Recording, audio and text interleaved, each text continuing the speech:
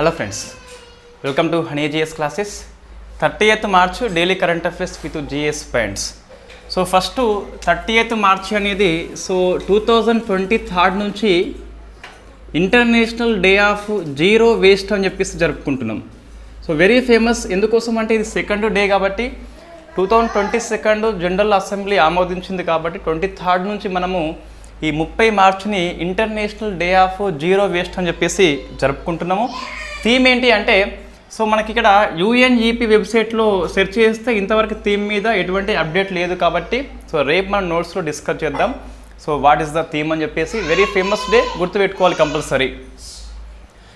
Next polity మనకి 3 articles ఉన్నాయి. Geography ఈరోజు 3 ఆర్టికల్స్ మనకి వార్తల్లో ఉన్నాయి.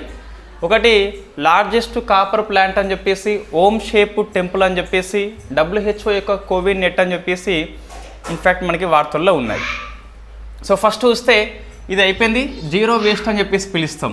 నెక్స్ట్ది ఇన్ఫ్యాక్ట్ మనకి ఆస్పా చట్టాన్ని armed forces special powers act అని చెప్పేసి 1958లో మనం తీసుకొచ్చినాం. 2 రాష్ట్రాల్లో మరొక 6 నెలల పాటు మినిస్ట్రీ ఆఫ్ హోమ్ అఫేర్స్ పొడిగించింది. ఒకటి అరుణాచల్ ప్రదేశ్ రాష్ట్రంలో పొడిగించింది, సెకండ్ చూస్తే నాగాలాండ్ రాష్ట్రంలో పొడిగించింది. ఏం పొడిగించింది మనకంటే armed forces special power act 1958 అని చెప్పేసి ఉంటుంది. దీని ప్రకారము ఈ 2 రాష్ట్రాల్లో మనకి కేంద్ర సాయుధ బలగాల కోసము ప్రత్యేక అధికారాలు కల్పిస్తుంది ఈ చట్టం అని చెప్పేసి మనం నెంబర్ ఆఫ్ టైం డిస్కస్ చేసి ఉన్నాము. బ్రీఫ్గా చూస్తే ప్రజెంట్ ఈ ఆస్పా అనేది ఏ రాష్ట్రాల్లో అమల్లో ఉంది అంటే ఈ 2 రాష్ట్రాలతో పాటు అస్సాంలో ఉంది, నెక్స్ట్ మణిపూర్లో ఉన్నది. మణిపూర్లో మనకి ఇంపాల్లో ఉండదు. ఎక్స్పెక్ట్ ఇంపాల్ అని చెప్పేసి మనకు కనిపిస్తుంది.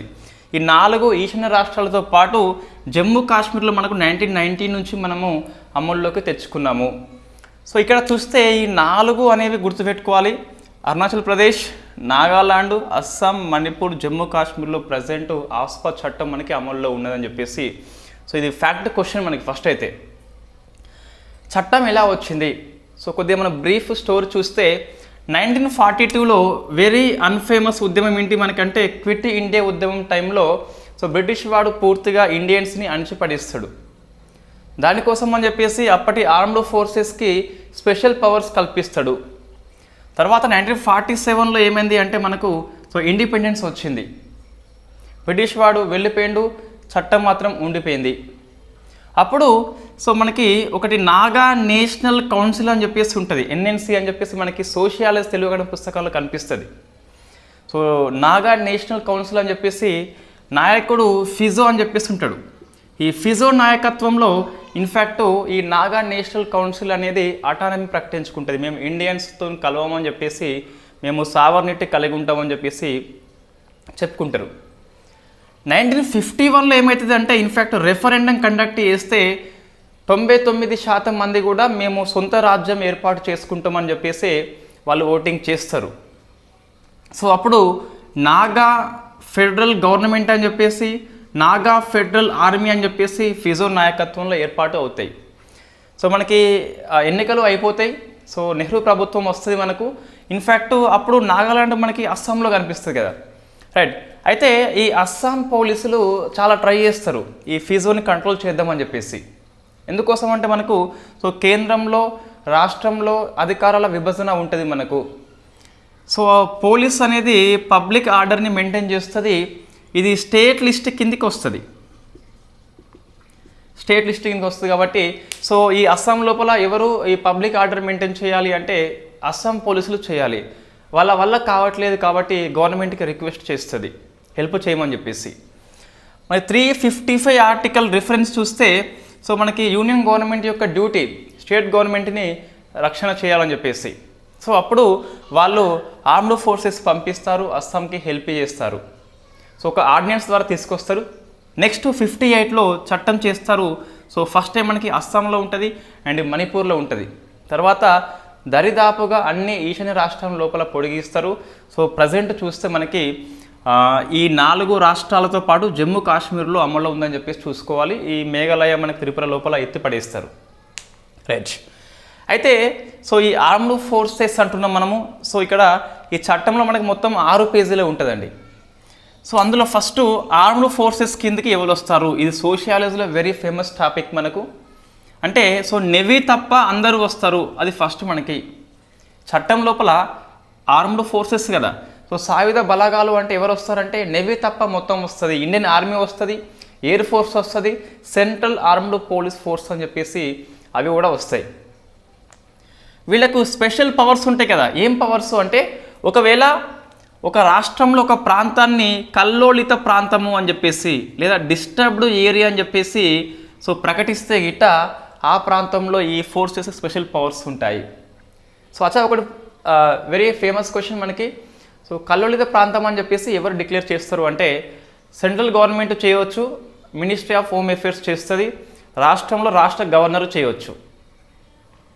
డిస్టర్బ్డ్ ఏరియా అనేది రాష్ట్రం మొత్తానికి అనౌన్స్మెంట్ చేయవచ్చు, రాష్ట్రంలో కొంత భాగానికి చేయవచ్చు.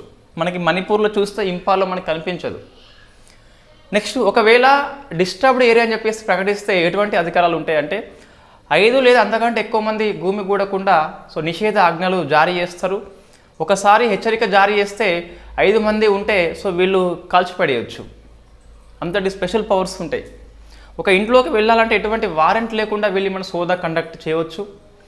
ఈ డిస్టర్బ్డ్ ఏరియా ఉన్న ప్రాంతం లోపల మామూలు పౌరులు ఎవరు కూడా ఇన్ఫ్యాక్ట్ ఆయుధాలు కలిగి ఉండదని చెప్పేసి నిషేధ జారీ చేయవచ్చు. మన అటువంటి కనిపిస్తున్నాయి. ఇంకోటి ఈ ఆర్మ్డ్ ఫోర్సెస్ కింద తప్పు చేసినప్పుడు వాళ్ళ గిట్ట విచారణ చేయాలంటే మనకి వాళ్ళకి కంపల్సరీ గవర్నమెంట్ ఆఫ్ ఇండియా యొక్క అనుమతి అవసరము. వాళ్ళకి ఇమ్యూనిటీ రక్షణ కల్పిస్తున్నాం మనము. సో దీన్ని వాస్తవంగా మనకు ఇది ప్రజాస్వామ్యంలో ఇటువంటి ఆర్మ్డ్ ఫోర్సెస్ చట్టాలు ఉండవు జనరల్గా. అప్పుడు బ్రిటిష్ వాడు తీసుకొచ్చిండు, మనం రద్దు చేయాల్సి ఉండే, బట్ మనం కంటిన్యూ చేస్తున్నాము పబ్లిక్ ఇంట్రెస్ట్ దృష్ట్యా. సో ప్రయోజనం అని చెప్పేసి రక్షణ అని చెప్పేసి చెప్పుకుంటూ మనం దీన్ని కంటిన్యూ చేస్తున్నాము. నెంబర్ ఆఫ్ టైమ్స్ మనకి మిస్యూజ్ చేయబడిన చట్టం అని చెప్పేసి చాలా కమిటీలు మనకు చెప్తాయి, మనం చెప్పలేదు. జీవన్ రెడ్డి కమిటీ అని చెప్పేసి ఉంటుంది, సంతోష్ హెగ్డే కమిటీ అని చెప్పేసి ఉంటుంది, సెకండ్ ఏఆర్సీ అని చెప్పేసి అడ్మినిస్ట్రేటివ్ రిఫార్మ్స్ అని చెప్పేసి అది కూడా మనకి రద్దు చేయమని చెప్తుంది. బట్ మనం స్టిల్ కంటిన్యూ చేస్తున్నాము. ఇటీవల చూస్తే మన అమిత్ షా గారు, మినిస్టర్ ఆఫ్ హోమ్ అఫేర్స్ గారు జమ్మూ కాశ్మీర్లో ఎత్తివేస్తామని చెప్పేసి చెప్పడం జరిగింది. ఎత్తివేయలేదు, సో వేస్తామని చెప్పేసి చెప్పడం జరిగింది. ఇది మనకు బ్రీఫ్గా ఆర్మ్డ్ ఫోర్సెస్ గురించి. అయితే ఈ స్పెషల్ పవర్స్ ఉంటాయి వీళ్ళు ఇన్ఫ్యాక్ట్ ఎంతవరకు డ్యూటీ చేయొచ్చు అంటే వాళ్ళని పట్టుకొని రాష్ట్ర పోలీస్కి అప్పగించాలి. వై? బికాస్ ప్రజాస్వామ్యంలో సైనిక ప్రభుత్వానికి చోటు లేదు. వాళ్ళు స్టేట్ పోలీస్కి ఒక ఎయిడ్గా సహాయంగా మాత్రమే ఉండాలి. ఒకసారి పట్టుకుంటే రాష్ట్ర పోలీస్కి అప్పగించాలి, విచారణ వాళ్ళు చేసుకుంటారు, వీళ్ళ డ్యూటీ కాదు. కేవలము పబ్లిక్ ఆర్డర్ మెయింటెనెన్స్ కోసం అని చెప్పేసి రాష్ట్ర పోలీసుల సహాయం కోసం అని చెప్పేసి వీళ్ళు వచ్చిళ్ళు. సో బట్ మనకు కొన్నిసార్లు మిస్యూజ్ చేస్తున్నామని చెప్పి సుప్రీంకోర్టు చెప్పింది. అప్ హోల్డ్ ధర్మ అని చెప్పేసి ఉపయోగించింది పదాన్ని. అంటే మీ కర్తవ్యాన్ని సరిగ్గా చేయమని చెప్పేసి వాళ్ళకి చెప్తుంది. సో మనం ఇదంతా ఒక 40 minutes క్లాస్ ఇంత చేసి ఉన్నాము. సో ఒకసారి చూసుకున్నది ప్లే లిస్ట్ లోపల కరెంట్ ఇష్యూ లోపల మనకు అనిపిస్తుంది. సో నెక్స్ట్ ఇప్పుడు ఏం గుర్తుపెట్టుకోవాలి అంటే 2 రాష్ట్రాల్లో మరొక 6 months పాటు అమల్లోకి వచ్చింది. సో మనకి ఎప్పుడు సెప్టెంబర్లో ఇన్ఫ్యాక్ట్ వార్తల్లో ఉంటుంది, మార్చిలో వార్తల్లో ఉంటుంది. సో ఏప్రిల్ నుంచి అమల్లోకి వస్తుంది, అక్టోబర్ నుంచి అమల్లోకి వస్తుంది. ఎవరి 6 monthsకి పొడిగిస్తాం కాబట్టి సో మనకి వార్తల్లో ఉంటుంది. ఇంకోటి సో ఈ యాంటీ డిఫెక్షన్ లా అని చెప్పేసి వార్తల్లో వచ్చింది, మనం ఒక క్లాస్ చేసి ఉన్నాము. సో కరెంట్ ఇష్యూలో మీకు కనిపిస్తుంది, దీని మీద గ్రూప్ 1 మెయిన్స్ కోసం పనికి వస్తుంది ఇదంతా కూడా. ఇక్కడ చూస్తే ఎందుకు వార్తల్లో వచ్చింది అంటే బీఆర్ఎస్ పార్టీ నుంచి ఎన్నికైన దానం నాగేందర్. సో ఇతను ఖైరతాబాద్ ఎమ్మెల్యే. సో ఇన్ఫ్యాక్ట్ కాంగ్రెస్లోకి జంప్ అయ్యాడు. ఇన్ఫ్యాక్ట్ కార్యకర్తలు జంప్ కారు, వాళ్ళకి సో ఆత్మాభిమానం చాలా ఎక్కువ ఉంటుంది, సెల్ఫ్ రెస్పెక్ట్ ఉంటుంది. సో హయ్యర్ లెవెల్లో ఉన్న వాళ్ళకి చాలా తక్కువ ఉంటుందని చెప్పేసి చెప్పొచ్చు. ఇన్ఫ్యాక్ట్ ఈ నాగేందర్ మనకి సో కాంగ్రెస్కి వెళ్ళిపోయింది కాబట్టి సో ఈ డిఫెక్షన్లా అప్లై చేయమని చెప్పేసి పార్టీ ఫిరాయింపు కాబట్టి ఒక పార్టీలో గెలిచిన వ్యక్తి మరొక పార్టీకి వెళ్తే మనం పార్టీ ఫిరాయింపు చట్టం అప్లై చేయవచ్చు. కాబట్టి సో ఇక్కడ మనకు ఖైరతాబాద్ లోపల ఒక ఓటరు ఇన్ఫ్యాక్ట్ ఆ స్పీకర్కి వినతి పత్రం ఇచ్చేసి స్పీకరు రెస్పాండ్ కాకుంటే హైకోర్టులో పిటిషన్ వేసిండు. సో హైకోర్టు 2 questions వేసింది ఈ ఇన్ఫ్యాక్ట్ ఆ ఓటర్కి. ఏమని అంటే ఫస్ట్ హూ ఆర్ యూ అని చెప్పేసి నువ్వు ఎవరని చెప్పేసి ప్రశ్నించింది. అంటే సో ఇన్ఫ్యాక్ట్ చట్టం ప్రకారం చూస్తే యాంటీ డిఫెక్షన్ లా కింద మనం ఫిర్యాదు చేయాలంటే జనరల్గా ఆ పార్టీ అధ్యక్షుడు చేయవచ్చు, లేదా సభా సభ్యత్వం ఉన్న వాళ్ళు ఎవరైనా చేయవచ్చు జనరల్గా. సో ఇతను ఓటర్ కాబట్టి నువ్వు ఎవరు అని చెప్పేసి మరి ఓటరు చేసే అధికారం ఉన్నట్టుగా మనకు చట్టం ఉందా అని చెప్పేసి ఎదురు ప్రశ్నించింది. ఇప్పుడు ఏంటి అంటే సో పార్టీ ఫిర్యాదు చేసినప్పుడు ఒక సభ్యుడు సభా సభ్యత్వం ఉన్న వాళ్ళే ఫిర్యాదు చేయమని చెప్పేసి హైకోర్టు చెప్పింది. సెకండ్ చూస్తే ఈయన ఏమన్నాడు అంటే మీరు స్పీకర్కి చెప్పండి డిస్క్వాలిఫై చేయమని చెప్పేసి, నేను నమ్మిన సో ఓటు వేసిన నా శక్తి మొత్తము ట్రాన్స్ఫర్ చేసిన, సో మనము ఓటర్కి శక్తి ఉంటుంది, సో అతను ప్రతినిధికి ట్రాన్స్ఫర్ చేస్తాడు, సో నా శక్తిని ఇక్కడ మిస్యూజ్ అని చెప్పేసి సో స్పీకర్కి చెప్పు అని చెప్పేసి హైకోర్టు చెప్తే, సో స్పీకర్కి చెప్పే అధికారం మాకు లేదు అని చెప్పేసి చెప్పడం జరిగింది. సో మనకిక్కడ పార్టీ ఫిరాయింపు విషయంలో అధికారం ఎవరిది? సభ అధ్యక్షుడిది ఉంటుంది. ఒకసారి డిసిషన్ తీసుకున్నాక మాత్రమే కోర్టు అనేది ఇన్వాల్వ్ అవుతుంది, అంతవరకు ఇన్వాల్వ్ కాదు. ఎందుకోసం అంటే మనకి రాజ్యాంగంలో స్పష్టంగా ఉంటుంది. సో స్పీకరు ఎప్పుడు నిర్ణయం తీసుకోవాలంటే సో గడువు నిర్దేశం చేయలేదు రాజ్యాంగం లేదా చట్టం అని చెప్పేసి. సో కోర్టు అనేది వెరీ ఫేమస్ కేసు మనకి ఇన్ఫ్యాక్ట్ కిహాటో హోలోమన్ అని చెప్పేసి ఉంటుంది. కిహాటో హోలోమన్ వర్సెస్ జచిల్హు అని చెప్పేసి ఉంటుంది 1992లో. వెరీ ఫేమస్ కేసు ఇది. ఈ కేసు ప్రకారం చూస్తే మనకు స్పీకర్ నిర్ణయాన్ని జ్యుడిషియల్ రివ్యూ చేయవచ్చు, న్యాయ సమీక్ష చేయవచ్చు, కానీ నిర్ణయం తీసుకొనక ముందు కోర్టు జోక్యం చేసుకోదు అని చెప్పేసి తీర్పు చెప్తుంది. వెరీ ఫేమస్ కేసు మనకి కిహాటో హోలోమన్ అని చెప్పేసి ఉంటుంది. సో మనం డిస్కస్ చేసిన అంశమే, ఒకసారి వార్తల్లో ఉంది కాబట్టి ఒకసారికి చూసుకోవాలి. హూ ఆర్ యూ అంటే మనకి సో ఫిర్యాదు చేయాలంటే కంపల్సరీ ఓటర్కి అధికారం లేదు అట, సభా సభ్యత్వం ఉండాలంట అని చెప్పేసి చెప్పడం జరిగింది. సో గ్రూప్ 1 మెయిన్స్ రాస్తే పార్టీ ఫిరాయింపు చట్టం ప్రశ్న లేకుండా ఉండదండి, ఎప్పటికీ మనకి వార్తల్లో ఉంటుంది నిత్యం కూడా. సో ఆధునిక ప్రజాస్వామ్యంలో పార్టీ ఫిరాయింపు అయితే అనివార్యమని చెప్పేసి చెప్పొచ్చు. ఇన్ఫ్యాక్ట్ మనం ఒకసారి ప్రశ్న వేసుకుందాం, ఇఫ్ ఒకవేళ బీఆర్ఎస్ గెలిచి ఉంటే ఈ దానం నాగేందర్ కానీ ఆ కేకే కానీ ఇన్ఫ్యాక్ట్ కాంగ్రెస్ పార్టీలోకి వెళ్ళేవారని చెప్పేసి మనం క్వశ్చన్ వేసుకోవాలి. రైట్. జనరల్గా పార్టీ ఫిరాయింపు చేస్తే ఎన్నికల్లో పోటీ చేయకుండా నిషేధం విధించాలి, అప్పుడు కానీ ఇది ఫిరాయింపులు తగ్గవు. ఇంకా మనకి ఇన్ఫ్యాక్ట్ జ్యోతి పేపర్లో ఏమిస్తాడు అంటే ఈ కాంగ్రెస్లోనికి నెంబర్ ఆఫ్ బీఆర్ఎస్ ఎమ్మెల్యేలు పోతున్నారట, డిస్క్వాలిఫై కాకుండా చట్టంలో మనకు ఏర్పాటు ఉంది కదా, దాన్ని వాడుకొని చాలా ఎక్కువ సంఖ్యలో ఫిరాయింపు చేస్తారని చెప్పేసి మనకి ఆ పేపర్ పేర్కొంటుంది. Next exit poll and opinion poll అని చెప్పేసి మనకి ఈరోజు వార్తల్లో వచ్చింది. సో అన్ని పేపర్లో వస్తుంది, ఎందుకంటే ఇది అఫీషియల్ న్యూస్ కాబట్టి. So exit poll and opinion poll అని చెప్పేసి సో మన జనరల్గా చూస్తే లక్ష్మీకాంత్ పుస్తకంలో అప్డేట్ పుస్తకంలో ఇది కనిపిస్తుంది, కానీ అంతకుముందు 3rd ఎడిషన్ నుంచి అంతకుముందు ఇది లేకుండే. Right. So exit poll opinion poll అని చెప్పేసి మన పుస్తకంలో ఉన్న సరిపోదండి, కంపల్సరీ సరిపోదు అది. ఇది ఎందుకు వార్తల్లో వచ్చింది అంటే ఫస్ట్ ఎన్నికల సంఘం చెప్పింది. సో 19 ఏప్రిల్, ఈ డేట్స్ ఏం అవసరం లేదు, 24:07 AM నుంచి 1 జూన్ 2024 6:30 PM వరకు డేట్స్ టైం అవసరం లేదు. What is the exit poll అని చెప్పేసి చెప్పడానికి ఈ డేట్ టైం పనికి వస్తుంది కాబట్టి రాస్తున్నా. ఎగ్జాక్ట్ ఇవే డేట్స్ కానీ దాదాపు డేట్స్ అడగరు, ఆ కాన్సెప్ట్ వస్తుంది మనకు. మరి డేట్స్ వస్తున్న ఎగ్జామ్లో అంటే అన్ని డేట్స్ రావు, దానికి ఒక కారణం ఉంటుంది కంపల్సరీ. రైట్. ఇన్ఫ్యాక్ట్ ఈ మధ్యలో ఎగ్జిట్ పోల్లు బ్యాన్ చేస్తున్నాం అని చెప్పేసి ఎన్నికల సంఘం చెప్పింది. నెక్స్ట్ ఇన్ఫ్యాక్ట్ ఇది నియోజకవర్గం వారీగా ఉంటుంది. ఒపీనియన్ పోల్ అనేది పోలింగ్ ముగిసే సమయానికంటే ముందు 48 hours ముందు ఒపీనియన్ పోల్స్ బ్యాన్ అని చెప్పేసి చెప్పడం జరిగింది. ఎగ్జిట్ పోల్స్ అనేది ఈ టైంలో బ్యాన్ అవుతుంది. ఒపీనియన్ పోల్స్ అనేది ఒక నియోజకవర్గంలో పోలింగ్ ముగిసే సమయానికి 48 hours ముందు అని చెప్పేసి సో మనకు అన్ని మద్యం షాపులు అని చెప్పేసి ఈ సభలు ర్యాలీలు మొత్తం బంద్ ఉంటాయి. సో అది చెప్పింది. సో మనం డిస్కస్ చేయాలి ఈ డేట్స్ కాకుండా what is the exit poll, what is the opinion poll. రాజ్యాంగంలో ఉందా, సరే లేకుంటే చట్టంలో ఉందా, సరే లేకుంటే సుప్రీంకోర్టు తీర్పులు చెప్పిందా, చెప్పలేదా, సరే లేకుంటే పార్లమెంట్ సంప్రదాయంలో ఉందా. ఈ 4 ఎక్కడో కూడా కంపల్సరీ ఉంటుంది, లేదా సభ రూల్స్లో ఉందని చెప్పేసి చూసుకోవాలి. మొన్న విప్ మీద ప్రశ్న వచ్చింది, మనం అంతా డిస్కస్ చేసి ఉన్నాము. సో మీరు చూస్తే గిట్ట నేను ఆ నోట్స్లో ఈ మార్చి మంత్ నోట్స్లోనే మనకు వస్తుంది, రేపు మ్యాగజైన్ అప్లోడ్ చేస్తాం కదా. సో విప్ అని చెప్పేసి రాజ్యాంగం అని చెప్పేసి ఇట్లా పెట్టినాం మనం. సో చట్టం అని చెప్పేసి ఇట్లా పెట్టినాము. నెక్స్ట్ సభ రూల్స్ అని చెప్పేసి ఇట్లా పెట్టినాము. సుప్రీంకోర్టు తీర్పులు అని చెప్పేసి ఇట్లా పెట్టినాము. సో ఏంటి మనకి ఇట్ ఈస్ ఓన్లీ సాంప్రదాయం అని చెప్పేసి రైట్ కొట్టేసినాం. సో అట్లా మనకి ఇక్కడ సేమ్ కాన్సెప్ట్ ఇక్కడ చూస్తే ఎగ్జిట్ పోల్ అనేది మనకు రాజ్యాంగంలో లేదు, ఫస్ట్ గుర్తుపెట్టుకోవాలి. సో ఎగ్జిట్ పోల్ అనేది ఇప్పుడు నేను చెప్పేది దీని గురించి, నెక్స్ట్ తర్వాత అది చెప్తాం. ఇక్కడ చూస్తే ఇది రాజ్యాంగంలో లేదు, ఎక్కడ మెన్షన్ చేయలేదు, రాజ్యాంగంలో మనకి లేదు. అయితే ఈ ఎగ్జిట్ పోల్ అనేది ఏంటంటే జస్ట్ ఓటరు అనే వ్యక్తి పోలింగ్ బూత్లోకి వెళ్ళి ఓటు వేసిన అనంతరం బయటకు వచ్చినాక కొన్ని సంస్థలు కొంతమంది వ్యక్తులు సర్వే చేస్తారు, దాన్ని ఎగ్జిట్ పోల్ అని చెప్పేసి పిలుస్తున్నాం. పోలు ముగిసినాక అని చెప్పేసి పిలుస్తున్నాం.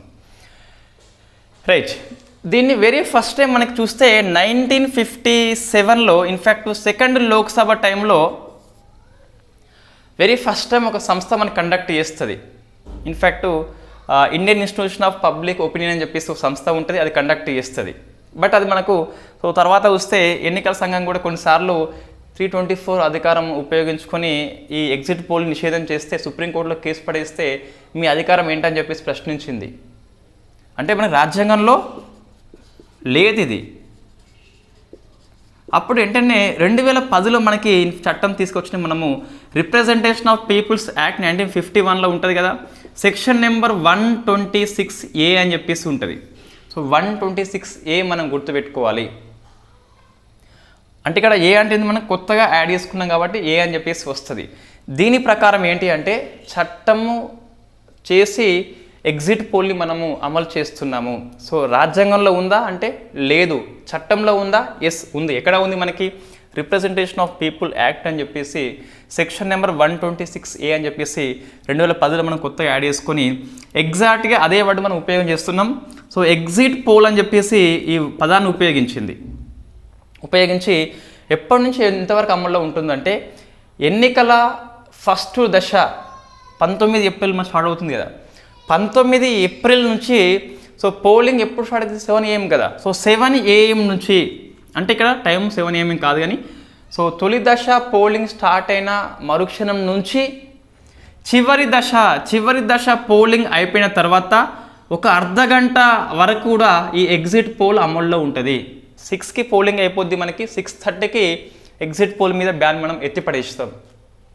ఏమంటున్నా అంటే తొలి దశ పోలింగ్ స్టార్ట్ అయిన అనంతరము చివరి దశ పోలింగ్ అయిపోయిన తర్వాత అర్ధగంట అయిపోయిన తర్వాత మనం ఎగ్జిట్ పోల్ మీద బ్యాన్ అయితే ఎత్తిపడేస్తాం. సో అందుకే ఈ టైం అని చెప్పేసి మన రాష్ట్రం ఇక్కడ 7 AMకి ఓటింగ్ స్టార్ట్ అవుతుంది, ఇక్కడ నుంచి అమల్లోకి వస్తుంది.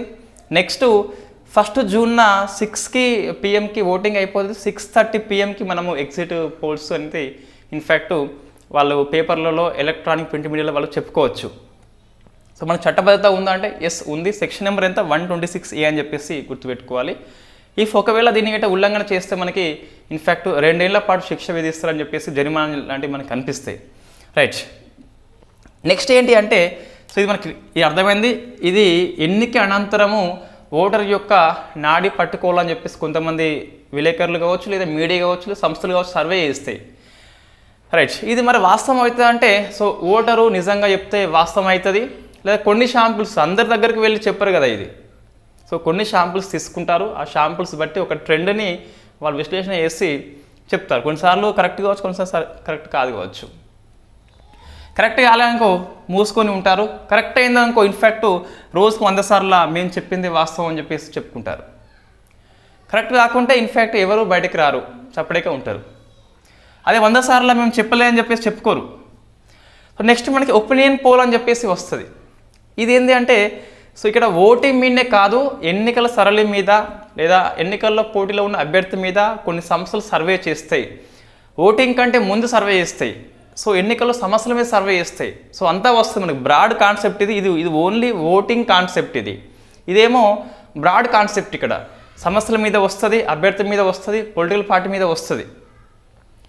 వాళ్ళు ఒపీనియన్ చెప్తారు, దాని ఒపీనియన్ పోల్ అని చెప్పేసి పిలుస్తున్నాం. ఇది రాజ్యాంగంలో లేదు, చట్టంలో మనకి ఒపీనియన్ పోల్ అని చెప్పేసి పదాన్ని ఉపయోగించలేదు. కానీ పరోక్షంగా మనకి 1951 రిప్రజెంటేషన్ ఆఫ్ పీపుల్ యాక్ట్ లోపల సెక్షన్ నెంబర్ 126 ఉంటుంది. సో ఏ కాదు నేను చెప్పేది 126 అని చెప్పేసి. ఇందులో ఏముంటుందంటే సో పోలింగ్ ఎప్పుడైతే ఎండ్ అవుతుందో దానికి 48 అవర్స్ ముందు, ఫర్ ఎగ్జాంపుల్ తెలంగాణ చూసుకుంటే 13 మే నాడు మనకు ఎంపీ ఎలక్షన్స్ ఉన్నాయి కదా, 5 PM వరకు ఎంతో టైం మొత్తం మీద. ఈ 5 PM నుంచి మనకి 48 అవర్స్ బిఫోరు ఒపీనియన్ పోల్ మీద నిషేధం ఉంటుంది. అంటే మనకు సో 11th 5 PM నుంచి so 12th 5 PM 24 hours, 13th మే 5 PM అని చెప్పేసి సో 48 అవర్స్ ముందు వరకు మనకి ఇన్ఫ్యాక్ట్ ఒపీనియన్ పోల్స్ అని పదం ఉపయోగించలేదు. కానీ ఏముంటుందంటే సో ఎన్నికల యొక్క పోలింగ్ ముగిసే సమయానికి 48 అవర్స్ బిఫోరు ఎటువంటి సభలు కండక్ట్ చేయొద్దు, పొలిటికల్ సభలు, ర్యాలీ కండక్ట్ చేయొద్దు, ఎన్నికల్లో ఓటర్లని ఎఫెక్ట్ చేసే ఏ విధమైన అనౌన్స్మెంట్ చేయొద్దు అని చెప్పేసి ఎలక్ట్రానిక్ మీడియా కావచ్చు, ప్రింట్ మీడియా కావచ్చు అని చెప్పేసి మనకు ఉంటుంది. అంటే ఏం చెప్తుంది ఇక్కడ అంటే సెక్షన్ నెంబర్ 126లో ఒపీనియన్ పోల్స్ అనే పదం ఉపయోగించలేదు, కానీ ఎన్నికల్లో ఓటర్లని ప్రభావితం చేసేలా ఎటువంటి చేయదని చెప్పేసి ఉంటుంది. ఒపీనియన్ పోల్లో ఈసారి ఇన్ఫ్యాక్ట్ బీజేపీ వస్తుందని చెప్పేసి ఇన్ఫ్యాక్ట్ పోలింగ్ కంటే ముందే ఇన్ఫ్యాక్ట్ మనకి 13th మే మార్నింగ్ చెప్తే ఏమవుతుందంటే ఓటర్లు ఎఫెక్ట్ కావచ్చు, సో బీజేపీ వస్తాడని చెప్పేసి అందరూ బీజేపీకి ఓటేయవచ్చు. కాబట్టి సో ఒపీనియన్ పోల్ ఏమంటున్నారు, రాజ్యాంగంలో లేదు, చట్టంలో లేదు, కానీ పరోక్షంగా ఉన్నది మనకు. సో ఇది మన చట్టబద్ధత ఉందా అంటే మనం ఉందని చెప్పొచ్చు, పరోక్షంగా అని చెప్పేసి చూసుకోవాలి. ఇప్పుడు జ్యుడిషియల్ రివ్యూ ఆర్టికల్ 13లో పదాన్ని ఉపయోగించినమా? ఉపయోగించలేదు. న్యాయ సమీక్ష పరోక్షంగా మనం పేర్కొంటున్నాం కాబట్టి అలా మనం అర్థం చేసుకోవాలి కంపల్సరీ. ఎస్, ఎగ్జిట్ పోల్ 126Aలో ఆ పదం ఉపయోగించాము, ఒపీనియన్ పోల్ 126లో పదాన్ని ఉపయోగించలేదు, కానీ పరోక్షంగా మనం పేర్కొంటున్నాం అని చెప్పేసి చూసుకోవాలి. ఇది ఇన్ఫ్యాక్ట్ మనకి అన్ని పేపర్లు ఈరోజు వచ్చింది, అంటే ఇట్లా ఇదంతా రాలేదు కానీ సో ఆ ఎగ్జిట్ పోల్ అని చెప్పేసి ఆ డేట్ 19 ఏప్రిల్ అని చెప్పేసి దాదాపు అన్ని పేపర్లో వచ్చి ఉంటుంది. రైట్, ఇవి 3 ఆర్టికల్స్లో మనకి 3 కూడా ఎక్కువ శాతము కరెంట్ అఫైర్స్ కంటే జిఎస్ వైపే వస్తాయి. అంటే ఆఫ్స్పా ఎక్కడ రాష్ట్రాల్లో అమలు ఉందని చెప్పేసి, నెక్స్ట్ ఈ డిఫెక్షన్ లా మీద ఎంత షెడ్యూల్ నెంబర్ అని చెప్పేసి, ఏ సవరణ చట్టం అని చెప్పేసి అట్లా వస్తే మనకి రావచ్చు. ఎగ్జిట్ పోల్స్ అంటే ఏంటి అని చెప్పేసి మనకి నెంబర్ ఆఫ్ టైమ్స్ ఈ ప్రశ్న వచ్చింది అంటే ఆప్షన్స్ ఎక్కువ ఉంటాయండి కంపల్సరీ, అది మనం గుర్తుపెట్టుకోవాలి. సో క్వశ్చన్లో అప్లికేషన్ టైప్ ఎప్పుడు వస్తుందంటే మీరు గ్రూప్ 2 లేదా గ్రూప్ 1 పేపర్ బాగా అబ్జర్వ్ చేయండి, ఏపీపీఎస్సీ వాళ్ళది. సో ఇన్ఫ్యాక్ట్ అక్కడ సొల్లు ఎక్కువ ఉన్నప్పుడే ఆప్షన్స్ ఎక్కువ. సొల్లు మీన్స్ అనేది ఇక్కడ డేట్స్ ఇయర్స్ లేని దగ్గర కాన్సెప్ట్ ఉన్న కాడ పెద్దగా వస్తుంది. సో కాన్సెప్ట్ లేని దగ్గర ఈజీగా క్వశ్చన్ అయితే అయిపోతుంది. కాబట్టి సో కాన్సెప్ట్ ఫస్ట్ నేర్చుకోవాలి, what is the exit poll అని చెప్పేసి, what is the opinion poll అని చెప్పేసి. తర్వాత ఏప్రిల్ 19 ఆ డేట్స్ అనేవి పెద్ద అవసరం లేదు. సో నెక్స్ట్ ఇదంతా మనకి ఫ్యాక్ట్ క్వశ్చన్స్ ఉన్నాయి. ఒక దగ్గర మాత్రం మళ్ళీ పెద్ద ఇష్యూ ఉంది ఒకటి. సో తెలంగాణలో మనకి ఫోన్ ట్యాపింగ్ అని చెప్పేసి వార్తల్లో ఉంది. ఈరోజు మనకి వెలుగు పేపర్లు చాలా బాగా ఇవ్వడం జరిగింది. వెలుగు న్యూస్లో నిన్న వాస్తవంగా చాలా బాగా ఇవ్వడం జరిగింది ఆర్టికల్ని. ఇండియన్ ఎక్స్ప్రెస్ ఎక్స్ప్లెయిన్ కాలం వాళ్ళకైతే ఈజీగా అది ఇన్ఫ్యాక్ట్ మంచిగా ఇంకా బాగా ఇచ్చిండు, ఎంత అవసరం అంతవరకు ఇవ్వడం జరిగింది. సో మహాన్ ఎనర్జీ అని చెప్పేసి ఒక సంస్థ మనకి ఇన్ఫ్యాక్ట్ ఇది పెద్దగా అవసరం లేదు, స్కిప్ చేయండి. ఒకసారి చూస్తే రికార్డు కోసం అని చెప్పేసి చూస్తే మహాన్ ఎనర్జీ అనే సంస్థ ఇది ఆదాని సంస్థ, ఆదాని గ్రూప్ యొక్క అనుబంధ సంస్థ. దీన్ని అంబానీ 26% కొనుగోలు చేయడం జరిగింది షేర్ వచ్చేసి. సో ఇది మన ప్రశ్న వస్తుందంటే చెప్పలేం, కానీ ఆదాని అంబానీ తొలి కలయిక కాబట్టి చెప్పలేం. ఇది మనకు సో మధ్యప్రదేశ్ రాష్ట్రంలో ఉందని చెప్పేసి చూసుకోవాలి. మహాన్ ఎనర్జీ లిమిటెడ్ ఆదాని గ్రూప్ యొక్క అనుబంధ సంస్థ. ఇందులో మన కాదు అంబానీ వచ్చేసి 26% అయితే కొనుగోలు చేసుకోవడం జరిగింది. సో తొలి కలయిక కాబట్టి సో ఆ కలయిక మన ప్రశ్న వస్తే రావచ్చు. రాష్ట్రం పేరు గుర్తుపెట్టుకోవాలి, మధ్యప్రదేశ్ అని చెప్పేసి. నెక్స్ట్ ముష్కు బుడ్డి రైస్ అని చెప్పేసి మనకి వార్తల్లో ఉంది. జమ్మూ కాశ్మీర్లో మనం డిస్కస్ చేసినాం ఆల్రెడీ. జిఐ ట్యాగ్ అని చెప్పేసి లాస్ట్ ఇయర్ వచ్చింది. ముష్కి బుడిజీ రైస్ అని చెప్పేసి పిలుస్తున్నాం. అయితే ఈ ముష్కి రైస్కి ఆ టేస్ట్ ఎందుకని చెప్పేసి, ఆ స్మెల్ ఎందుకని చెప్పేసి ఎవరికి అర్థం కాలేదట. సో సైంటిస్ట్ చెప్పింది కారణం ఏంటి అంటే, వాళ్ళు కాశ్మీర్ హిమాలయాల్లో ఎత్తులో ఉంది కదా, సో ఆ ఎత్తు ఆ హైట్ బట్టి ఆ టెంపరేచర్ బట్టి ఈ టేస్ట్ స్మెల్ వస్తుందట. అది కారణం మనకి. సో ఇక్కడ టేస్ట్ స్మెల్ ఎందుకు వస్తుంది అంటే టెంపరేచర్ బట్టి హైట్ బట్టి వస్తుందట. ఈ ప్రశ్న ఇలా వస్తుందా? రాదు. ఎలా వస్తుందంటే ఇటీవల వార్తల్లో కనిపించిన ముష్కి బుడిజీ రైస్ ఏ రాష్ట్రంలో జిఐ ట్యాగ్ వచ్చిందని చెప్పేసి వస్తుంది. జమ్మూ కాశ్మీర్ అని చెప్పేసి చూసుకోవాలి. ప్రీవియస్ పేపర్స్ అబ్జర్వ్ చేస్తే మనకి ఒక లాభం ఏంటి అంటే ప్రశ్నలు సరళి అర్థమవుతుంది. నెక్స్ట్ ఇది వెరీ ఫేమస్, జాగ్రఫీ కిందకి వస్తుంది. సో ఖనిజాలు పాఠం ఉన్నట్లయితే మీకు జాగ్రఫీ లోపల అక్కడ దీన్ని అప్డేట్ చేసుకోవాలి. సో ఏంటి అంటే ప్రపంచంలోనే సింగిల్ లొకేషన్లో ఏమంటున్నా, సో కీవర్డ్ ఇది సింగిల్ లొకేషన్లో, సో లార్జెస్ట్ కాపర్ ప్లాంట్, అతిపెద్ద కాపర్ ప్లాంట్ అనేది ఇన్ఫ్యాక్ట్ మనకు ఎక్కడ అంటే గుజరాత్లోని ముంద్రా ప్రాంతం లోపల సో మనకి ఆదాని సంస్థ ఏర్పాటు చేస్తుంది. సో ఇన్ఫ్యాక్ట్ ఆదాని యొక్క అనుబంధ సంస్థ కచ్ కాపర్ అని చెప్పేసి పిలుస్తాం. సో ఇది గుర్తుపెట్టుకోవాలి, కచ్ కాపర్ సంస్థ ఏర్పాటు చేస్తుంది. సింగిల్ లొకేషన్లో ఒక దగ్గర ప్రపంచంలో అతిపెద్ద కాపర్ ప్లాంటు, ప్రపంచంలో అతిపెద్ద కాబట్టి ప్రశ్న వస్తే రావచ్చు. ఇక్కడ మనకి ఈ ప్రశ్న వచ్చింది అంటే రాష్ట్రం పేరే వస్తుంది. సో ముంద్రా ప్రాంతం దగ్గర అని చెప్పేసి చూసుకోవాలి. కొన్నిసార్లు రాష్ట్రంలో ఏ ప్రాంతం అని చెప్పేసి కూడా ఇస్తున్నాడు కాబట్టి ఆ ముంద్రా అని చెప్పేసి మనం గుర్తుపెట్టుకోవాలి. సో ఇన్ఫ్యాక్ట్ ఎవరు ఆదాని గ్రూప్ యొక్క అనుబంధ సంస్థ కచ్ కాపర్ అని చెప్పేసి ఉంది. ఎంత అంటే సో మొత్తం మీద ఇది 2029 నాటికి ఇన్ఫ్యాక్ట్ మార్చి నాటికి 1 మిలియన్ టన్నుల కాపర్ని ఉత్పత్తి చేస్తుందట. అయితే ఫస్ట్ దశ మాత్రం నిన్న స్టార్ట్ అయింది మనకు. ఇన్ఫ్యాక్ట్ 0.5 మిలియన్ టన్స్ అంటే సుమారుగా సగం అని చెప్పేసి చూసుకోవాలి. సో 0.5 మిలియన్ టన్స్ స్టార్ట్ అయింది. పూర్తి స్థాయిలో చూస్తే గిట్ట అందుబాటులోకి వస్తే 29th మార్చి నాటికి చూస్తే 1 మిలియన్ అని చెప్పేసి చూసుకోవాలి. ఇది మన కాపర్ విషయంలో వెరీ వెరీ ఫేమస్ క్వశ్చన్స్. మనకి జాగ్రఫీ పాయింట్ ఆఫ్ వ్యూలో చూస్తే కాపర్ని వెరీ ఫస్ట్ మానవుడు ఉపయోగించిన లోహం అని చెప్పేసి మనము హిస్టరీలో పేర్కొంటాం. అయితే ఇక్కడ చూస్తే ఇన్ఫ్యాక్ట్ మనకు ఇది ప్రపంచంలో కాపర్ ఉత్పత్తిలో చీలీ దేశం ఫస్ట్ ఉంటుంది. సో చీలీ అని చెప్పేసి ఫస్ట్, చీలీ పెరు కంట్రీ అని చెప్పేసి 2 కంట్రీలు సుమారుగా మనకు కొత్త సర్వే ప్రకారం చూస్తే 30% అని చెప్పేసి ఆక్రమణ చేస్తాయి. 22nd, 23rd సర్వే ప్రకారం చూస్తే మనకు సో మధ్యప్రదేశ్ రాష్ట్రం అయితే సో ఇన్ఫ్యాక్ట్ ఎక్కువ ఈ రాగి ఉత్పత్తిని చేస్తుంది. ఎక్కడ మనకు అంటే ఇన్ఫ్యాక్ట్ సో బల్ఘాట్ అని చెప్పేసి సో ఈ బల్ఘాట్ గని అని చెప్పేసి ఉంటుంది, అక్కడ మనకు ఎక్కువ ఉత్పత్తి అవుతుంది. సో సెకండ్ చూస్తే ఇన్ఫ్యాక్ట్ మనకి రాజస్థాన్ లోపల ఖేత్రి అని చెప్పేసి వెరీ ఫేమస్ కాపర్ గనులు అని చెప్పేసి పిలుస్తాం. సో ఖేత్రి మనకి ఇది ఎక్కువ టైము ప్రీవియస్ క్వశ్చన్ అండి. ఎక్కువ మధ్యప్రదేశ్ బాల్ఘాట్ అయినప్పటికీ సో ఎక్కువ ఫేమస్ క్వశ్చన్ చూస్తే మనకి ఖేత్రి గనులు దేనికి ఫేమస్ అంటే రాగికి ఫేమస్. థర్డ్ చూస్తే మనకి ఇన్ఫ్యాక్ట్ జార్ఖండ్లో సింగ్బమ్ అని చెప్పేసి ఉంటుంది. సో సింగ్బమ్ అని చెప్పేసి ఇన్ఫ్యాక్ట్ ఇది కూడా మనకి వెరీ ఫేమస్ గని అని చెప్పేసి పిలుస్తాం. ఇది మన కాపర్ విషయంలో అప్డేట్స్ మధ్యప్రదేశ్, రాజస్థాన్, జార్ఖండ్ అని చెప్పేసి. సో ఇన్ఫ్యాక్ట్ చీలీ అని చెప్పేసి ప్రపంచంలో ఫస్ట్ కంట్రీ అని చెప్పేసి చూసుకోవాలి, పెరు నెంబర్ 2 అని చెప్పేసి చూసుకోవాలి. సో ఇది ఖేత్రి గనులు రాయికి ప్రసిద్ధి కాబట్టి మనకి 9th క్లాస్ పుస్తకంలో ఉంటుంది. సో స్కూల్ పుస్తకంలో క్వశ్చన్ రిపీట్ అవుతుందని చెప్పేసి చెప్పొచ్చు. This is the best example. ఎక్కువ మీరు అబ్జర్వ్ చేయండి, రాగికి హైయెస్ట్ మన మధ్యప్రదేశ్ ఇవ్వకుండా రాజస్థాన్లో ఖేత్రి గనులే ఇస్తాడు ఆప్షన్ లోపల. సో ఎస్ మధ్యప్రదేశ్ ఫస్ట్ మనకి, బట్ ఇది పుస్తకాల్లో మనకు ఉంది కాబట్టి ఎక్కువ రిపీట్ అయితే అవుతుంది. నెక్స్ట్ ఓంకార ఆలయం అని చెప్పేసి మనం డిస్కస్ చేసి ఉన్నాం ఇది. సో ఈ ఓంకార ఆలయాన్ని మనకు సో రాజస్థాన్ లోపల ఇన్ఫ్యాక్ట్ పాలి డిస్టిక్ లోపల స్టార్ట్ చేసుకున్నాం. సో పాలి డిస్టిక్ అని చెప్పి చూసుకోవాలి. సో ఈ ఓం ఆకారంలో మనకి వెరీ ఫస్ట్ టైం టెంపుల్ అట.